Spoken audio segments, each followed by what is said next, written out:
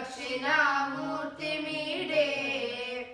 वटविलपि समीपे भूमिभागे निषन्नम् सकलमुनिजनानां ज्ञानदातारमारात्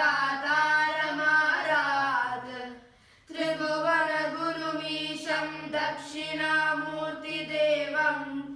जननमरणदुःखक्षेददक्षं नमामि चित्रं वटतरोर्मूले वृद्धा शिष्या गुरुर्युवा गुरोस्तु मौनं व्याख्यानं शिष्यास्तु छिन्न संशयः निधये सर्वविद्यानां विषजे भवरोगिणां गुरवे सर्वलोकानां दक्षिणामूर्तये नमः।